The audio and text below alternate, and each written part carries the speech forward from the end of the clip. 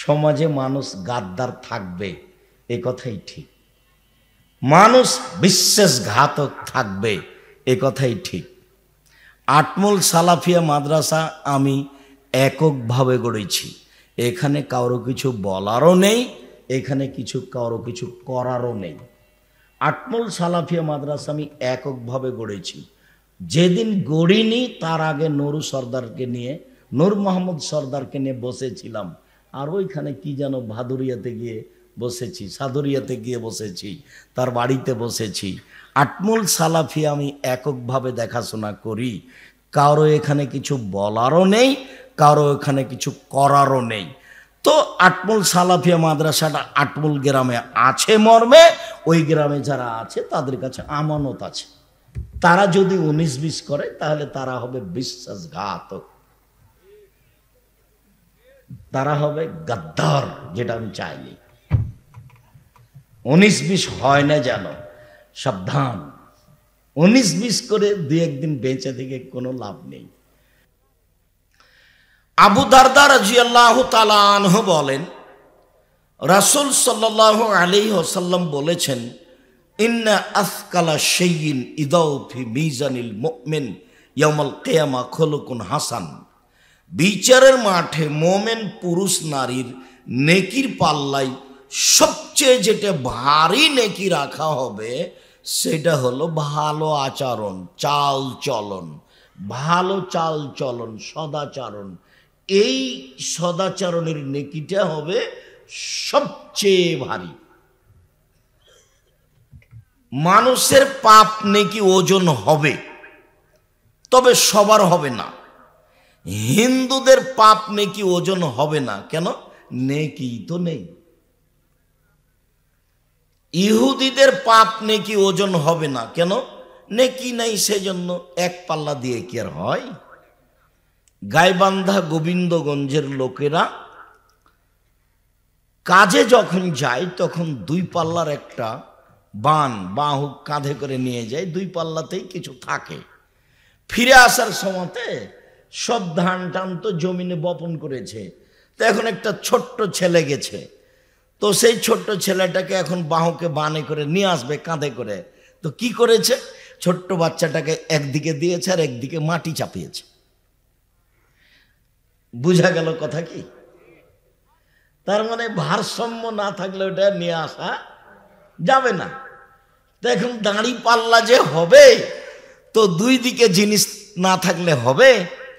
ইহুদিদের কোনো নেকি নেই, যার কারণে ওদের পাপ নেকি ওজন হবে না।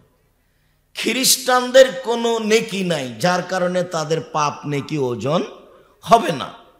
মুসলমান হওয়ার পরেও যাদের আকীদা বিশ্বাসের ত্রুটি, যারা আয়েশা রাদিয়াল্লাহু তাআলা আনহাকে গালি দেয়, যারা ওমর রাদিয়াল্লাহু তাআলা আনহুকে গালি দেয়, যারা আবু বকর সিদ্দিক রাদিয়াল্লাহু তাআলা আনহুকে গালি দেয়, আরো যারা এরকম কথা বলে শিয়া কাদিয়ানি, এদের পাপ নেকি ওজন হবে না। এদের ব্যাপারে আল্লাহ বলেছেন, ইউখাযু বিন নাওয়াসি ওয়াল আকদাম, ওদের মুখের সম্মুখভাগ এবং পা ধরে জাহান্নামে নিক্ষেপ করা হবে, ওদের পাপ নেকির ওজন হবে না। তো যাদের পাপ নেকি ওজন হবে, 2 পাল্লাতে উঠবে, 1 পাল্লায় পাপ আর 1 পাল্লায় নেকি। আল্লাহ তাআলা বলছেন যে ফাম্মা মান সাকুলাত মাওয়াজিনুহু ফাহুয়া ফি শাতির রাদিয়া, যার নেকির পাল্লা ভারী হবে তার থাকার ব্যবস্থা হবে অতীব সুন্দর, সুখ স্বাচ্ছন্দ্যময়। ওয়া মান খাফফাত মাওয়াজিনুহু ফাউম্মুহু হাবিয়া, আর যার নেকির পাল্লা হালকা হয়ে যাবে, পাপের পাল্লা ভারী হবে, তার থাকার জায়গা হবে অতীব গভীর গহ্বর, হাবিয়া, জাহান্নাম। ও মাদ্রাকা মাহিয়া, মুহাম্মদ সাল্লাল্লাহু আলাইহি ওয়াসাল্লাম আপনি কি বলতে পারেন হাবিয়া নামক জাহান্নামটি কি? তারপরে আল্লাহ বলছেন তা হচ্ছে নারুন হামিয়া, জ্বলন্ত উত্তপ্ত আগুন। মানে পাপ নেকি ওজন হবে।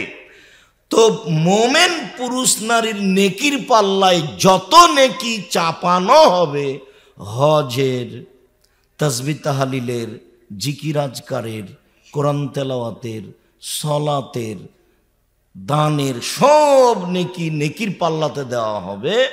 তো যেটা সবচেয়ে ভারী নেকি হিসাবে পাল্লাতে দেওয়া হবে সেটা কিসের নেকি?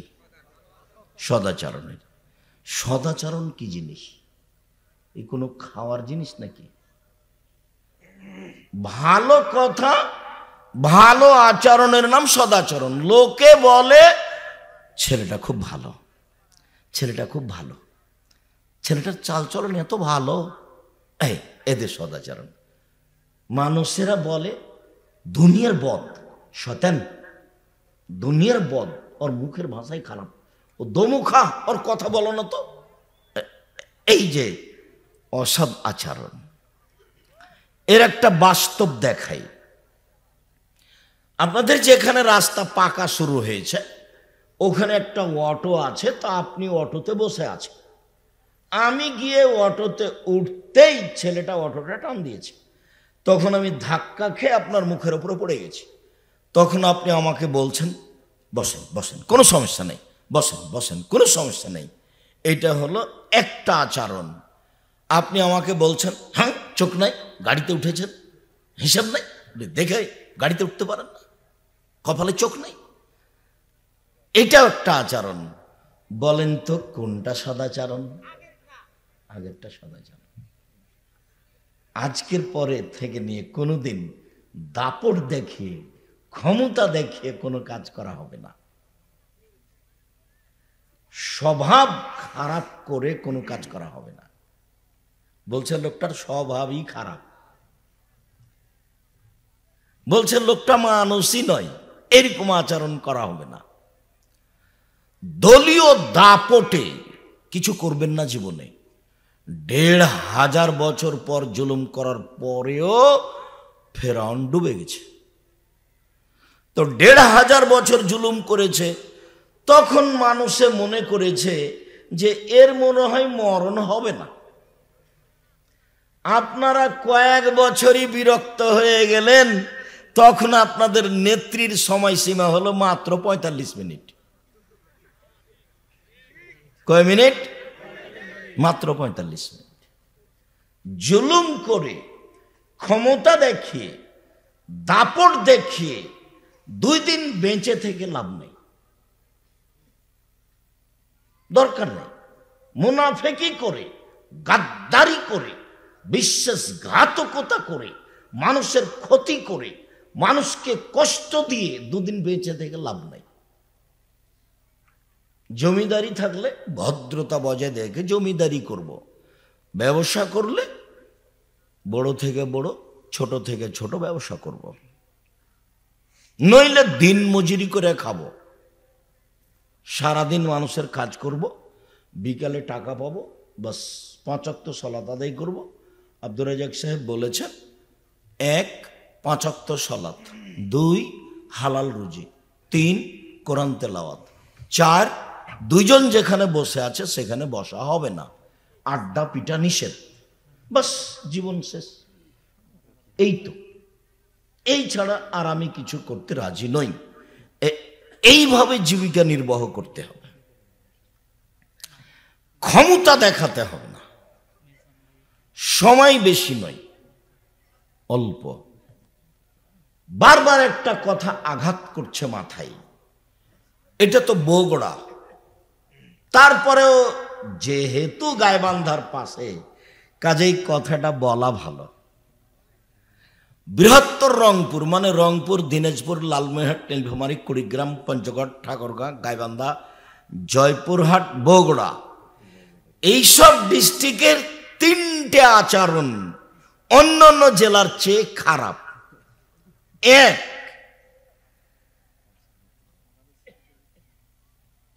বোনকে জমি দেয় না, ভাইয়ে নিয়ে নেয়।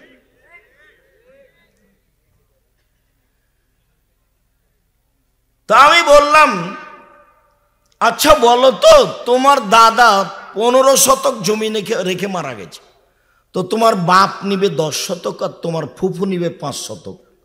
তো তোমার বাপ সকালে নিবে আর তোমার ফুফু বিকেলে নিবে, হুকুম এরকম না একসাথে? তো ছেলেটা বলছে একসাথে। তো যখন ছেলেটা বলেছে একসাথে, তখন আমি বলেছি তোমার বাপকে যদি আমি কুকুর শ্রীগালের চেয়ে খারাপ প্রমাণ করতে না পারি, তা আমি জাতির সামনে বক্তব্য দেব না। তোমার দাদা মরা 10 বছর হলো, এখন পর্যন্ত তোমার বাপ তোমার ফুফুকে জমি দেয়নি। আর আল্লাহ বলছেন যারা বুঝে বুঝে না, দেখে দেখে না, শুনে শুনে না, তারা হচ্ছে পশু প্রাণীর মতো, গরু ছাগলের মতো, কুকুর শ্রীগালের মতো, বালহুম আদাল, বরং তার চেয়ে খারাপ। তো তোমার বাপকে আমি যদি কুকুর শ্রীগালের চেয়ে বেশি খারাপ প্রমাণ করতে না পারি, তা আমি বক্তব্য দেব না। তোমার বাপকে বলিও, আব্বা ভাগ্য নিয়ে এসেছি, ভাগ্য ছেড়ে আসেনি। ভাগ্যে যদি জমিদারি থাকে তো জমিদারি করে খাবো, আর ভাগ্যে যদি ভিক্ষে করে খাওয়া থাকে তো ভিক্ষে করে খাবো। ফুফুর জমি খেতে রাজি নই। আগামীকাল সন্ধ্যা হতে হতে বোনের জমি বের করে দিবেন। আর যদি আপনি আমাকে বলেন, তো আমি আমার বাপকে মাটি দেওয়ার পরে আগে জমি ভাগ করেছি, তারপরে খাওয়া দাওয়া করেছি। যদিও জমি আমরা, আমার ছোট ভাই মুস্তফা তো জমি চিনেই না, আমি জমি চিনি টুকটাক, কিন্তু যাওয়া হয় না, খোঁজ খবর নিই না। আমার মাও খোঁজ খবর নেওয়া পছন্দ করতেন না, আমরাও খোঁজ খবরই নিই না। তবে মাটি দিয়ে এসে জমিটাকে ভাগ করেছি, কে কতটুক পাবে। এ হলো 1। 2, কয়েকটা জেলার মানুষ ছেলের বিবাহ দিলে টাকা নেই, যৌতুক নেই। তখন আমি বলেছি যে বাপ বেটা ভিক্ষে করে খাও। বাপ বেটা যদি গ্রামবাসী, এলাকাবাসী যদি ভিক্ষা না দেয়, তাহলে বগুড়া ট্রেন স্টেশনে যাও, মানুষের কাছে ভিক্ষা যাও, সারাদিনে কয়েকশো টাকা ভিক্ষা পাবা। যৌতুক নিবা কেন? ভিক্ষে করা টাকা দিয়ে চাউল কিনে ভাত খেয়ে ইবাদত কবুল হবে। ভিক্ষে করা টাকা দিয়ে চাউল কিনে ভাত খেয়ে ইবাদত কবুল হবে। যৌতুকের টাকা দিয়ে চাউল কিনে ভাত খেয়ে ইবাদত কবুল হবে না। যৌতুকের টাকা হারাম। এই যে বললাম, দেখি কোন মায়ের বেটা কিয়ামত পর্যন্ত এভাবে উল্টা ধরতে পারে। যেভাবে বলছি সেভাবেই থাকবে। তার মানে তোমার বাপের আর তোমার উচিত ভিক্ষা করে খাও। ভিক্ষা করে খাবা কেন? দিন মজুরি করে খাও। আর আগামীকাল সন্ধ্যা হতে হতে মোটরসাইকেল, সাইকেল, খাটলা, চৌকি বাক্স, টাকা পয়সা যা নিয়েছো তা শ্বশুরকে ফেরত দাও। তোমার বাপের মুখখান দেখো তো কালো হয়ে গেছে, দেখো। তোমার বাপের একটু লজ্জা হয় না কেন? তোমার বাপের একটু হায়া হয় না কেন? তোমার বাপের একটু শরম হয় না কেন? তোমার বাপ ভিক্ষা করে খায় না কেন? এই ছেলে, তোমার বাপ ভিক্ষা করে খায় না কেন? ফাজলিমো করে তোমার বাপ। মানুষের কাছে টাকা নেই কেন বেটা? তুমি টাকা নাও কেন? কাপুরুষের সন্তান, কাপুরুষ, টাকা নিবা কেন? কি পেয়েছো তুমি? দিন মজুরি করে খাও, মানুষের বাড়িতে কাজ করে খাও। মনে ফুর্তি থাকবে, বুকে বল থাকবে, সাহস থাকবে। বছরে একদিন বলবে শ্বশুরকে, আব্বা আপনার জন্য একটা লুঙ্গি নিয়ে এসেছি, আমি দিন মজুরি করে খাই। খাটখাটলা, চৌকি বাক্স যা কিছু নিয়েছ সব আগামীকাল সন্ধ্যা হতে হতে ফেরত দিবা। এ হলো দ্বিতীয় খারাপ। তৃতীয় খারাপ হলো যে এই জেলাগুলির অধিকাংশ বাড়ি সাতক্ষীরার মতো। সাতক্ষীরা মানে কি বলছেন আব্দুর রাজ্জাক সাহেব? এইদিকে একটা ঘর, এইদিকে একটা ঘর, মধ্যে গরুর গাড়ির রাস্তা, মানে ফাঁকা বাড়ি, চতুর্দিক ঘেরা নেই। এটা বাড়ি হয় কিভাবে? ধনী মানুষ চতুর্দিক ঘেরা থাকবে, ইট দিয়ে একটা দরজা থাকবে। আপনার স্ত্রী যখন ঘুমাতে যাবে তখন বিসমিল্লাহ বলে দরজাটা বন্ধ করে দিবে, দিয়ে শুইবে। আল্লাহ নবী বলেছেন বন্ধ দরজা শয়তান খুলতে পারে না, ওপর দিয়ে শয়তান আসতে পারবে না, তাকে দরজা দিয়েই আসতে হবে, তার ক্ষমতা যতই থাক না কেন। তো গরিব মানুষ চটছালাতে ঘেরা আছে চতুর্দিক, দরজাতে একটা পর্দা ঝুলানো আছে, দরজা নাই তো। তখন আল্লাহ রসুল বলছেন এক কাজ করবে আপনার স্ত্রী, বিসমিল্লাহ বলে চটছালার নিচে, কাপড়ের নিচে একটা বিসমিল্লাহ বলে একটা কাগজ টুকরা, একটা কাঠের টুকরা রেখে দিবে। আল্লাহ নবী বলছেন এই দরজা দিয়ে সকাল পর্যন্ত শয়তান প্রবেশ করতে পারবে না, অথচ ফাঁকা আছে। হাদিস বুখারী মুসলিম। বাড়ি কেন ঘেরা নেই? কেন ঘেরা থাকবে না? এ কেমন মানুষ? কি তাহাজ্জুদ আপনি আমাকে দেখাচ্ছেন? আপনার ভিতরে তো রক্ত আছে, এটা আমার মনে হয় না, সবই পুজ। আপনার আত্মমর্যাদা, আপনার গাইরিয়ত আছে, এটা আমার মনে হয় না। বউ সারাদিন ঘুরে বেড়াই, এখনো এমনিতেই বসে আছে, হ্যাঁ করে হাঁটতে হাঁটতে এসেছে, আবার গল্প করতে করতে বাড়ি চলে যাবে। গল্প করতে করতে এসেছে দেবরের সাথে, ভাসুরের সাথে, দেবরের মোটর সাইকেলে আবার চলে যাবে। আপনাকে একটু খারাপ লাগে না? কেন খারাপ লাগে না?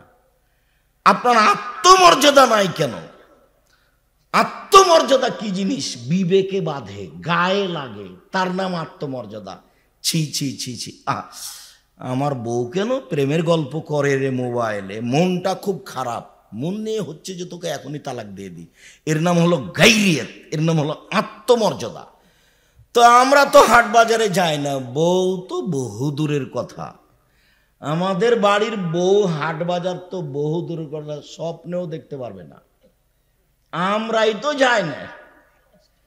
তো কোনো সময় যদি কোনো কারণে ভ্যানের উঠতে নামতে যদি ভ্যান চালকের গায়ের সাথে এক একটু ঠেকে যায়, তো মনে হয় যে অজ্ঞান হয়ে গেলাম, ইন্না লিল্লাহি ওয়া ইন্না ইলাইহি রাজিউন।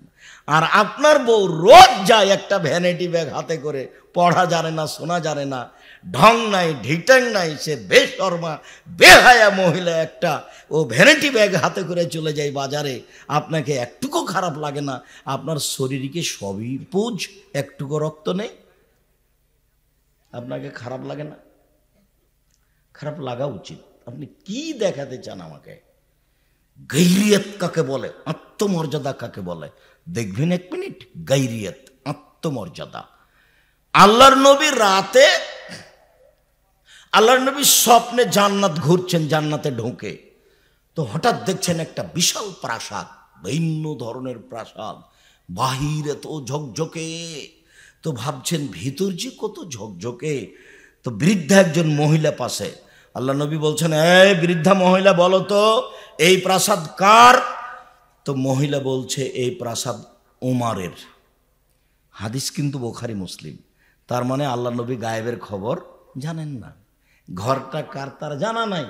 বলো তো বৃদ্ধা ঘরটা কার, প্রাসাদ কার? তো বৃদ্ধা বলল প্রাসাদ উমারের।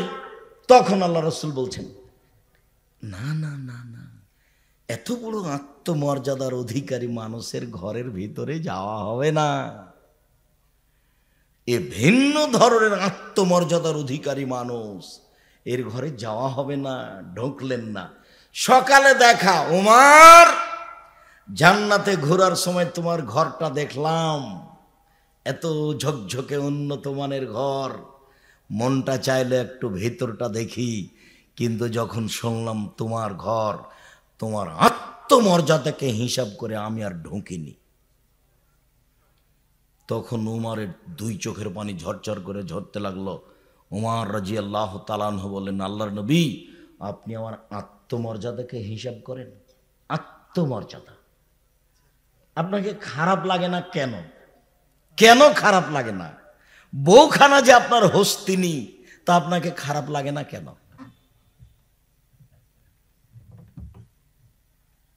একটা মধ্যখানে কথা বলি, তারপর তাড়াতাড়ি চলে যাচ্ছি।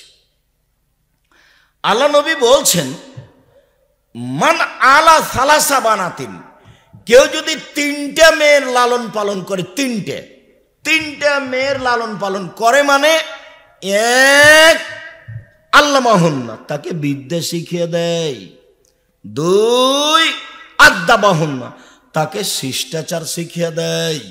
তিন, ওয়াজাওয়াজাহুন্না, তার বিবাহ শাদী দিয়ে দেয়।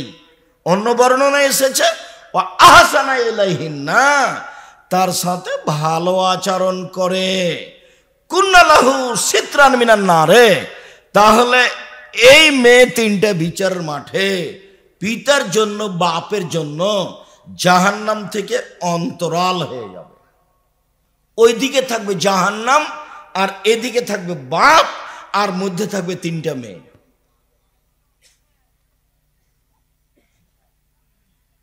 একটা মেয়ে হয়েছে তখন মন খারাপ, আর একটা মেয়ে হয়েছে তখন দাদি বলছে কি করবি রে, ডিপিএস খোল। তো যখন আর একটা মেয়ে হয়েছে তখন দাদি নানি বলছে বউ বাদ দে, বউ বাদ দে। কত স্বভাব খারাপ, বুড়িয়ে গেছে, তার হিসাব নিকাশ নাই। ধর্ম কি জিনিস, খায় আর পায়খানা করে আর দিন কাটায়। মানে বিবেচনা বলে কোনো জিনিসই নাই, মান মর্যাদা হিসাব বলে কোনো জিনিসই নাই। 10টা ছেলেকে মাস্টার ডিগ্রি পাস করালে এক নেকি হবে, এই কথা মুহাম্মদ সাল্লাল্লাহু আলাইহি ওয়াসাল্লাম বলেননি। 3টে মেয়ের লালন পালন করলে, মধ্যে একটা কথা, সেখানে ফিরে যাচ্ছি, আসল কথায় যেতে পারিনি। 3টে মেয়ের লালন পালন করলে মেয়ে তখন দাঁড়াবে এইভাবে যে আমার বাপের জান্নাত ঘোষণা হবে, তারপরে কোনো কথা। মেয়েরা এত শক্ত লাইনে দাঁড়াবে বিচার মাঠে, আমার পিতার জন্য জান্নাত ঘোষণা হবে, তারপরে কোনো কথা। অন্যথায় আমরা মেয়ে হিসাবে এখান থেকে সরে যাব না। তো একটা আছে বিদ্যা শিখিয়ে দিল আর শিষ্টাচার শিখিয়ে দিল। এইটা কথা যে শিষ্টাচার কি জিনিস, এইটা হলো মূল কথা। শিষ্টাচার কি জিনিস, শিষ্টাচার কাকে বলে? আসলে বাপই কি জানে শিষ্টাচার কাকে বলে? মাই কি জানে শিষ্টাচার কাকে বলে? নগ্ন হয়ে, অর্ধনগ্ন হয়ে, ভ্যানিটি ব্যাগ কাঁধে করে ঢং ঢং করে হেঁটে চলে যাওয়া, এটাই কি শিষ্টাচার? এখন বাজারে আপনার মেয়ে হাঁটছে, ক্লাস 10-এ পড়ে, ওর বিবাহ দিলে 2টা বাচ্চা হতো কেন? ও ক্লাস 8-এ যখন উঠেছে তখন যুবতী হয়েছে, ও 2 ছেলের মা। এখন বাজারে হাঁটছে, মেয়ে কি হিন্দুর না আপনার? জবাব আপনি দিন, আমাকে দিতে হবে না। আমি দিব কেন? মেয়ে কি আমার, যা আমি দিব? শিষ্টাচার কাকে বলে? শিষ্টাচার কাকে বলে? হুড়াহুড়ি করছে এখনো বাজারে আপনার ছেলে, আপনার মেয়ে। ও কি হিন্দুর ছেলে? ও কি হিন্দুর মেয়ে? কেন হুড়াহুড়ি করে? কা পুরুষ আপনি? ঘৃণিত পুরুষ আপনি। আপনি বাপ নন, আপনি ওই মেয়েটার সৎ বাপ, আপনি ওই ছেলেটার সৎ বাপ। আমি এ কথা বলিনি। আল্লাহ নবী বলছেন মেয়েকে শিখিয়ে দিল 1, শিষ্টাচার শিখিয়ে দিল 2। আল্লাহ নবী বলছে এই থামো এখানে, সকালে ঢুকবো। তো জাবের রাদিয়াল্লাহু আনহু বলছেন আল্লাহর নবী, আমি নতুন বিবাহ করেছি, আমাকে বাড়ি যেতে দেন। তো আল্লাহ রাসূল বলছেন কুমারী মেয়ে বিবাহ করেছো না তালাক প্রাপ্ত মেয়ে বিবাহ করেছো? তো জাবের বললেন যে আমি কুমারী মেয়ে বিবাহ করিনি, তালাক প্রাপ্ত মেয়ে বিবাহ করেছি। আল্লাহ রাসূল বললেন যে তুমি কুমারী মেয়ে কেন বিবাহ করলে না? তুমি তার সাথে খেলতো, তোমার সাথে খেলতো, এদিক থাক। এখন জাবের রাদিয়াল্লাহু আনহু বলছেন আল্লাহর নবী শোনেন, আমার আব্বা উহুদের যুদ্ধে শহীদ হয়েছেন 9 জন মেয়ে রেখে। আমার আব্বা উহুদের যুদ্ধে শহীদ হয়েছে 9 জন মেয়ে রেখে। আমার 9 জন বোন আছে। আক্রাহ আন আতাজাওয়াজা মিসলাহুন্না, ওদের মতো কম বয়সের মেয়েকে বিবাহ করা আমি পছন্দ করিনি 4টা কারণে। আল্লাহ নবী শোনেন, আমার আব্বা উহুদের যুদ্ধে শহীদ হয়েছেন, ওদের মতো কম বয়সের মেয়েকে আমি বিবাহ করা পছন্দ করিনি 4টা কারণে। 1, বেশি বয়সের মেয়ে বিবাহ করেছি 4টা কারণ। 1, তুয়াল্লিমাহুন্না, আমার স্ত্রী যেন আমার বোনদেরকে বিদ্যা শিখাতে পারে। 2, তুয়াদ্দেবাহুন্না, আমার স্ত্রী যেন আমার বোনদেরকে শিষ্টাচার শেখাতে পারে। বলে তোরাজ্জালা হন না, আমার স্ত্রী যেন আমার বোনদের মাথার চুল চিরুনি করে সাজগাজ করে পরিপাটি করে রাখতে পারে। 4 বলে তাকুমা আলাইহিন না, আমার স্ত্রী যেন আমার বোনদেরকে পাহারা দিতে পারে। শিষ্টাচার, শিষ্টাচার কি জিনিস? 1 মিনিট। আপনার মেয়ের নখগুলো বড় বড় আছে, নখে নেইল পালিশ আছে, এটা কি শিষ্টাচার?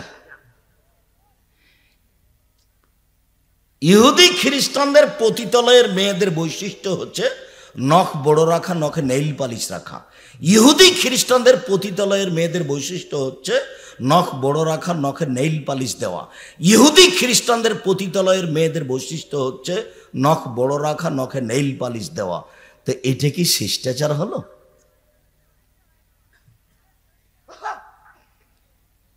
ভুরু ওপর নিচে থেকে তুলে চিকন করে আসকারা মাস্কারা দিয়ে রেখেছে, এটা একেবারেই হারাম।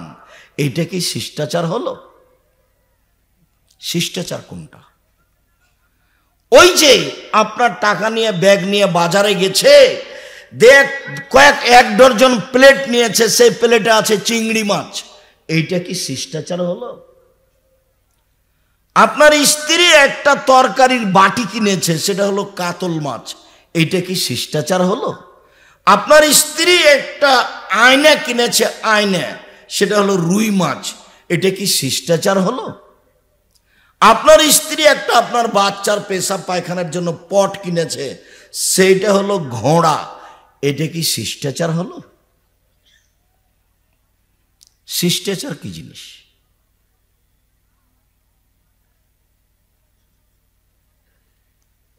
মেয়েরা বাপকে জান্নাতে নিয়ে যাবেই, 1 বিদ্যে শিক্ষা দিয়েছে সেজন্য, 2 শিষ্টাচার শিক্ষা দিয়েছে সেজন্য। শিষ্টাচার কি জিনিস? ডান হাতের পাঞ্জাবিটা জামাটা আগে ঢোকাতে হবে, তার নাম শিষ্টাচার। ডান পায়ের জুতাটা আগে পরাতে হবে, তার নাম শিষ্টাচার। পেশাব পায়খানায় ঢুকলে দোয়া পড়তে হবে, তার নাম শিষ্টাচার। বের হলে দোয়া পড়ে বের হতে হবে, তার নাম শিষ্টাচার। পানির গিলাসটা ডান হাতে ধরতে হবে, তার নাম শিষ্টাচার।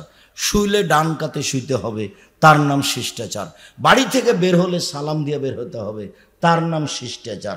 রাস্তায় হাঁটলে 1 পাশ দিয়ে হাঁটতে হবে, তার নাম শিষ্টাচার।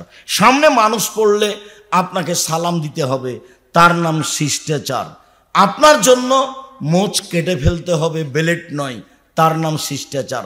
সব নবীর শিষ্টাচার, ইব্রাহিম আলাইহিস সালামের শিষ্টাচার, আদমের শিষ্টাচার, আমাদের নবী মুহাম্মদ সাল্লাল্লাহু আলাইহি সাল্লামের শিষ্টাচার। এফল লোহা, দাড়ি বড় করতে হবে, চেঁচে ফেলাও হারাম, কেটে ফেলাও হারাম।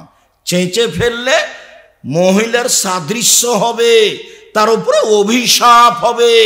চেঁচে ফেললে চোখের পাওয়ার কমে যাবে, চেঁচে ফেললে স্ত্রী মিলনের ক্ষমতা কমে যাবে, চেঁচে ফেললে অভিশাপ হবে। শিষ্টাচার কাকে বলে? নখগুলি কেটে ফেলতে হবে, নবীগণের শিষ্টাচার। শিষ্টাচার কাকে বলে? অজু করলে নাকে ভালো করে পানি দিয়ে নাকটা ঝাড়তে হবে, শিষ্টাচার। শিষ্টাচার কাকে বলে? কাসুল আজফারে, তারপরে নাক ফুলে বেতে বগলের লোম উঠিয়ে ফেলতে হবে। নারী পুরুষ একই হুকুম, ব্লেড নয়। শিষ্টাচার কাকে বলে? সকল নবীর শিষ্টাচার, সকল নবীর অভ্যাস, সকল নবীর আদাত, সকল নবীর খাসলাত, এটাই ছিল এই 10টা শিষ্টাচার। নিচের লোম পরিষ্কার করতে হবে, নারী পুরুষ একই হুকুম, ঊর্ধ্বে টাইম 40 দিন। ওই ইন্তেকাসুল মায়ে, পেশাব পায়খানার পরে পানি দিয়ে পবিত্রতা অর্জন করতে হবে। আগে ঢেল টিস্যু পেপার, পরে পানি, এ কথা নয়। আবার ঢেল নিয়ে 40 কদম হাঁটা নোংরামি, পায়ের উপরে পা উঠা বেহায়াই, খক খক করে কাশা নোংরামি, এইটা নয়। পেশাব পায়খানার পরে পানি দিয়ে পবিত্রতা অর্জন করতে হবে। নবীগণের বৈশিষ্ট্য, সব নবীর বৈশিষ্ট্য। পানি না থাকলে ঢেল টিস্যু পেপার, টিস্যু পেপার নিয়ে 40 কদম হাঁটতে হবে। ঘটনা যদি তাই হয়, তাহলে আপনি 40 কদম হাঁটবেন, আপনার বউ হাঁটবে না? ওকে বলবেন যে তুইও 40 কদম হাঁট, পায়ের উপরে পা ওঠা, খক খক করে কাশ। ধর্ম তো আপনার কাছে পাগল হয়ে গেছে। বিস্তারিত দেখবেন পবিত্রতা নিয়ে জুমার খুতবা, মধ্যেখানে শিষ্টাচার নিয়ে কথা এসেছিল, তাই আপনার কাছে কিছু রাখলাম। এর জন্য আমি দায়ী নই, আপনি দায়ী। সম্মানিত দিনী ভাই বোন, সদাচরণ, সদাচরণের নেকি নেকির পাল্লায় সবচেয়ে ভারী। আল্লাহ আমাদের নবীকে বলেন ইদফা বিল্লাতি হে আহসান।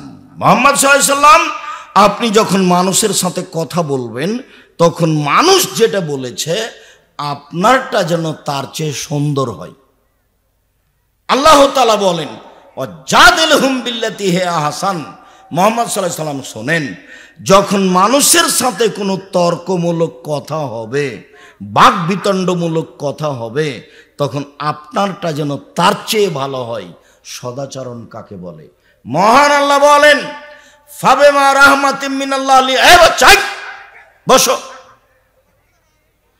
ফাবিমা রাহমাতিম মিনাল্লাহ লিনতা লাহুম ওয়ালাউ কুনতা ফাদ্দান গালিজাল কলব লানফাযু মিন হাওলিক। মুহাম্মদ সাল্লাল্লাহু আলাইহি সাল্লাম, আল্লাহর পক্ষ থেকে বড় দয়া যে আপনার চাল চলন নম্র সুন্দর হয়েছে। আপনার চাল চলন যদি কর্কশ খারাপ হতো, মানুষ আপনার পাশ থেকে সরে যেত। শুনুন, সদাচরণ মানে এক ফাফানুম, মানুষ যা ভুল ত্রুটি করেছে আপনি তা ক্ষমা করে দেন। দুই, আস্তাগফির লাহুম, ওরা আপনাকে গালি দিয়ে অনেক কিছু বলে যে পাপ করেছে, আপনি নিজে তাদের জন্য আল্লাহর কাছে ক্ষমা চান। আল্লাহ, ওরা না বুঝে আমাকে গালি দিয়েছে, তুমি তাকে ক্ষমা করে দাও। এর নাম সদাচরণ। আর যদি আপনি দল সংগঠন করেন, আর আমি যদি আপনার দল সংগঠনে না যাই, আর আমি যদি বিপদে পড়ি, তাহলে আপনি বলবেন ঠিক হয়েছে, ঠিক হয়েছে, উচিত হয়েছে, উচিত হয়েছে। এটা সদাচরণ। আবার আপনি গরুও জবাই করবেন, গরু জবাই করতে আমি নিজে দেখেছি, আমার 2 চোখ সাক্ষী। গরু জবাই করতে আমি নিজে দেখেছি, রাজশাহীর ঘটনা নকল করছি। কোথায় কবে সদাচরণ বিদে নিয়েছে? কিসের ধর্ম, কিসের দল, কি বুঝাতে চান আপনি আমাকে? সদাচরণ কাকে বলে? এই ছেলে, সম্মানিত দিনী ভাই বোন, সদাচরণের নেকি বিচারের মাঠে নেকির পাল্লায় সবচেয়ে ভারী নেকি, মনে থাকবে কি? এবার কয়েকটা কথা আপনাকে বলি। সদাচরণ এমন একটি ইবাদত, এ দিয়ে সবচেয়ে দামি জান্নাত পাওয়া যায়। সদাচরণ এমন একটি ইবাদত, এ দিয়ে সবচেয়ে দামি জান্নাত পাওয়া যায়। রাসূল সাল্লাল্লাহু আলাইহি ওয়াসাল্লাম বলেন ইন্না ফিল জান্নাতে গোরাব ইরা জাহিরুহা মিন বাতিনিহা ও বাতিনুহা মিন জাহিরিহা। জান্নাতে কতগুলি উন্নত মানের ঘর রয়েছে, যার বাহির থেকে ভিতর দেখা যায়, ভিতর থেকে বাহির দেখা যায়, শুধু টকটক টকটক করছে, ঝকঝক করছে। সাহাবীগণ বললেন লেমান হাজিহি, আল্লাহর নবী এত দামি ঘর কে পাবে? তখন আল্লাহ রাসূল উত্তরে বললেন লেমান আলানাল কালামা, যার স্বভাব ভালো সে পাবে, যার চাল চলন ভালো সে পাবে। সদাচরণ দিয়ে সবচেয়ে দামি নেকি পাওয়া যাবে। সদাচরণ কি জিনিস? সদাচরণ দিয়ে 2টি বড় বড় আমলের নেকি হবে। আয়েশা রাদিয়াল্লাহু তাআলা আনহা বলেন ইন্নামাল মুমিন ইয়াজদু বিহুসনি খুলুকিহি দারাজাতাস সাইমুল কায়েম। নিশ্চয় মানুষ সদাচরণ দিয়ে নিয়মিত তাহাজ্জুদ পড়লে যা নেকি পায় সেটা পাবে। নিশ্চয় মানুষ সদাচরণ দিয়ে নিয়মিত নফল সিয়াম রোজা থাকলে যে নেকি পায় সেটাই পাবে। আবার বলি, ইবাদতের জগতে একটা বড় ইবাদত হলো রাতে তাহাজ্জুদ পড়া। এতে মান সম্মান বেড়ে যায়।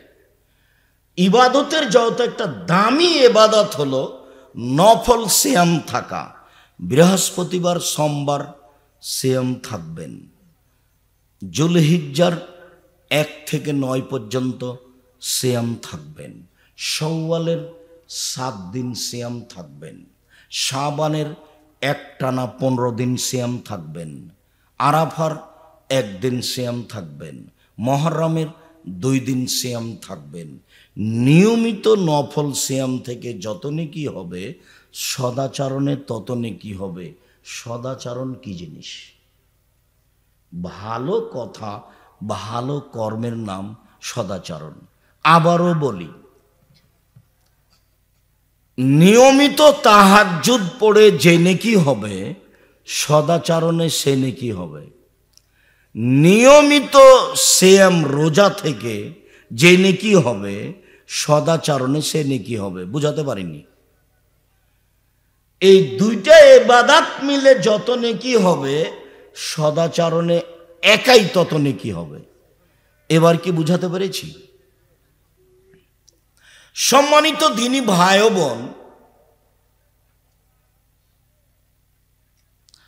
সদাচরণ দিয়ে মানুষের ভাগ্য, মানুষের বয়স বেশি হয়ে যায়। সদাচরণ দিয়ে মানুষের টাকা পয়সা বেশি হয়ে যায়। আনাস রাদিয়াল্লাহু তাআলা আনহু বলেন, রাসূল সাল্লাল্লাহু আলাইহি সাল্লাম বলেছেন, মান সাররাহু, যে চায়, আইয়ুবসাতা লাহু ফি রিজকিহি ওয়া ইনসালাহু ফি আসারিহি, যে চায় তার টাকা বেশি হয়ে যাক, যে চায় তার বয়স বেশি হয়ে যাক, আল্লাহ তাকে অনেক দিন বাঁচিয়ে রাখুক, এই দুটা যে চায়, ফাল এসেল রাহেমাহু, সে যেন সদাচরণ করে। পৃথিবী সৃষ্টির 50,000 বছর পূর্বে যে ভাগ্য লিখা হয়েছে, সেই ভাগ্য যদি নতুনভাবে লিখাতে চান, তাহলে সদাচরণ করতে হবে। আর একটা জিনিস আছে ভাগ্য পরিবর্তনের, সেটা হচ্ছে লা ইয়ারুদ্দুল কাযা ইল্লা বিদুয়া, দুয়ার মাধ্যমে ভাগ্য পরিবর্তন হয়। পৃথিবী সৃষ্টির 50,000 বছর পূর্বে যে ভাগ্য লিখা হয়েছে, যদি খুব বেশি কান্নাকাটি করে দোয়া করেন, তাহলে আল্লাহ কেটে ওটা নতুনভাবে লিখে দিবেন। যার কারণে 2020-22 পর্যন্ত আমি করোনা দিয়ে ভাগ্য বাড়াতে চাইনি। মাস্ক দিয়ে আমি মাস্ক দিয়ে ভাগ্য বাড়াতে চাইনি। একবারে এমন ভাবে শক্ত হয়েছিলাম যে করোনার 5 পয়সা দাম দেনি আমি, 5 পয়সা। বিমানে যখন উঠেছি তখন ওই বিমানবালা বলছে মাস্ক পরেন। আমি বললাম ধৈর্য ধারণ করো, মাস্ক পরেন। আমি বললাম ধৈর্য ধারণ করো, মাস্ক পরেন। তখন আমি বললাম যে তোমাকে চাকরি দেওয়া মালিক ঠিক করেনি। আমি যখন বিমানে উঠলাম তখন তুমি দেখলে আমার মাস্ক নেই, তখনই তুমি আমাকে নামিয়ে দিতে। আমি তো মাস্ক দিয়ে ভাগ্য বাড়াবো না। আমি ভাগ্য বাড়ালে কি দিয়ে বাড়াবো? দোয়া দিয়ে। মাস্ক দিয়ে ভাগ্য বাড়াতে আমি রাজি নই। 2 দিন বাঁচতে এসে শিরক করে মরতে রাজি নই। 2 দিন বাঁচতে এসে শিরক করে মরতে রাজি নই। এ কাজ আমি করব না। সম্মানিত দিনী ভাই বোন, নওয়াস ইবনে সামান রাদিয়াল্লাহু তাআলা আনহু বলেন, আমি আল্লাহর নবীকে বললাম, আল্লাহর নবী, মাল বিররু ওয়াল ইসমু, পাপ কি জিনিস, নেকি কি জিনিস? খুব ভালো করে মনে রাখবেন, পাপ কি জিনিস, নেকি কি জিনিস?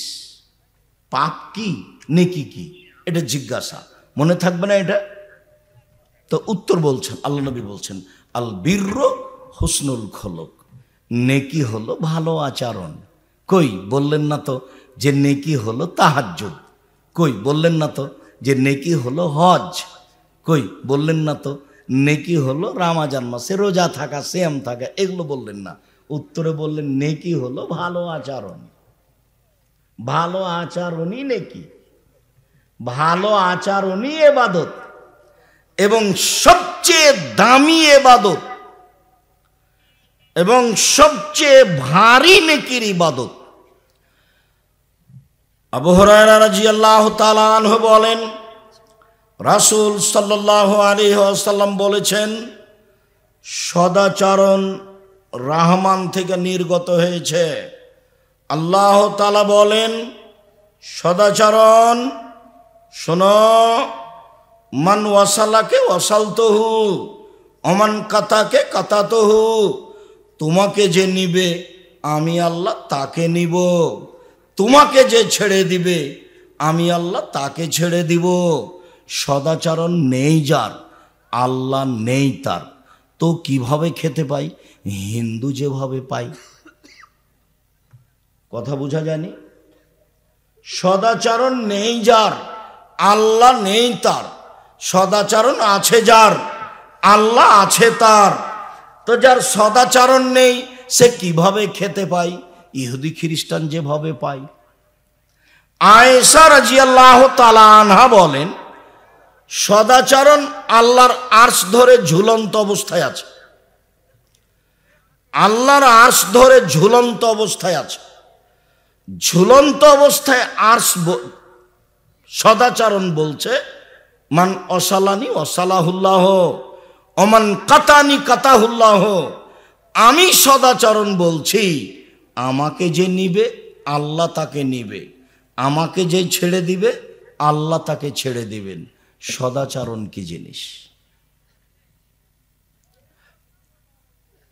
আবু মুসা আশআরী রাদিয়াল্লাহু তাআলা আনহু বলেন, রাসূল সাল্লাল্লাহু আলাইহি সাল্লাম বলেছেন, আল মুমিন লিল মুমিন কাল বুনিয়ান ইয়াশুদ্দু বাযুহু বাযান সুম্মা শাব্বাকা বাইনা আসাবিহি। এদিকে দেখেন, সদাচরণ একজন মোমেন আর একজন মোমেনের সাথে প্রাচীরের মতো বলে ডান হাতের আঙ্গুল বাম হাতের মধ্যে ঢোকালেন,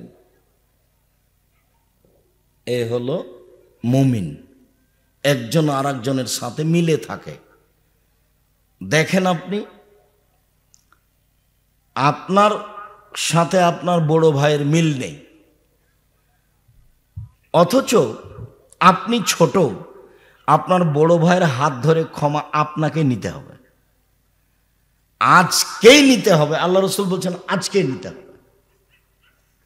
এই ছেলে, তোমার মার সাথে তোমার চাচির মিল নেই, ঘটনা তোমার চাচির কারণেই ঘটেছে। তোমার চাচি বড় আর তোমার মা ছোট। আজকেই তোমার মা তোমার চাচির হাত ধরে ক্ষমা নিয়ে একসাথে থাকবে, এইভাবে। এটাই মুহাম্মদ সাল্লাল্লাহু আলাইহি ওয়াসাল্লাম দেখাচ্ছে। আবার বলছে, আল মুমিন লিল মুমিন কারাজুলিন ওয়াহিদ, সারা পৃথিবীর মুমিন পুরুষ নারী একটাই। সারা পৃথিবীর মুমিন পুরুষ নারী একজন। ইনিস্তাকা আইনো ইস্তাকা কুল্লহু, যদি চোখ ব্যথা করে সব শরীরেই ব্যথা বুঝে, তার নাম সবাই ভাই ভাই। ওয়াইন ইস্তাকা রাস ইস্তাকা কুল্লহু, যদি মাথায় ব্যথা করে তাহলে সব শরীরে ব্যথা বুঝে। তার মানে আমি বিপদে পড়লে আপনিও বিপদ বুঝবেন, তার নাম হলো ভাই ভাই। আমি বিপদে পড়লে আপনি খুশি হন, এইটা কি ভাই ভাই? এইটা কি সদাচরণ? কি করলে এই পথে ফিরে আসা যাবে সেখানে তাড়াতাড়ি যান।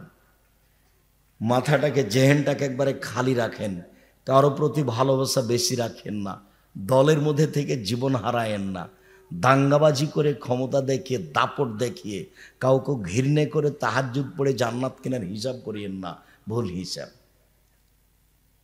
একজন সাহাবী মোজাইনা কাবিলার বলছেন যে সাহাবীগণ বললেন, আল্লাহর নবী, মা খায়রু মাউতিয়াল ইনসানো, মানুষকে তো আল্লাহ অনেক নিয়ামত দিয়েছেন, তো সবচেয়ে উত্তম কোনটা নিয়ামত?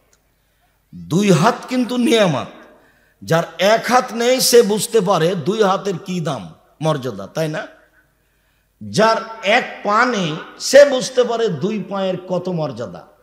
তো দুই হাত যে নিয়ামত, দুই পা যে নিয়ামত আল্লাহর, এটা কখন বোঝা যাবে? না থাকলে। তো সাহাবী বলছেন, সাহাবীগণ, আল্লাহর নবী, আল্লাহ যে মানুষকে অনেক নিয়ামত দিয়েছেন, তো সবচেয়ে দামি কোনটা? তো আল্লাহ রাসূল উত্তরে বললেন, আল খুলুকুল হাসান, ভালো চাল চলন হলো সবচেয়ে দামি নিয়ামত। এক, আলোচনার শেষে চলে এসেছে। এক, ভালো চাল চলন হলো সবচেয়ে দামি নিয়ামত। দুই, ভালো চাল চলন দিয়ে বয়স বেশি হয়ে যায়। তিন, ভালো চাল চলন দিয়ে টাকা পয়সা বেশি হয়ে যায়। চার, ভালো চাল চলন দিয়ে দামি জান্নাত পাওয়া যায়। পাঁচ, ভালো চাল চলন দিয়ে দুইটা বড় বড় ইবাদতের নেকি পাওয়া যায়। মনে নাই? বলেন তো, বড় বড় ইবাদত দুইটা কি? একটা তাহাজ্জুদ আর একটা হলো নফল সিয়াম। ছয়, ভালো চাল চলন দিয়ে সবচেয়ে বেশি নেকি হয়। সাত, ভালো চাল চলনই নেকি। আট, ভালো চাল চলনের নেকি বিচারের মাঠে দাঁড়ি পাল্লাই সবচেয়ে ভারী নেকি। ভালো চাল চলন, ভালো চাল চলন বাস্তব দেখিয়েছি।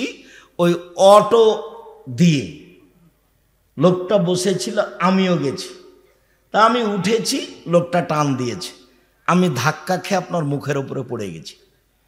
তা আপনি বললেন বসেন, বসেন, কোনো সমস্যা নেই। এটা একটা চাল চলন। আপনি বললেন যে কপালে চোখ নাই, দেখে উঠতে পারেন না, এটা একটা চাল চলন। তো জীবনে দুইটা কথা বেশি বলে নিয়ে বেঁচে থাকার চেষ্টা করিয়েন না।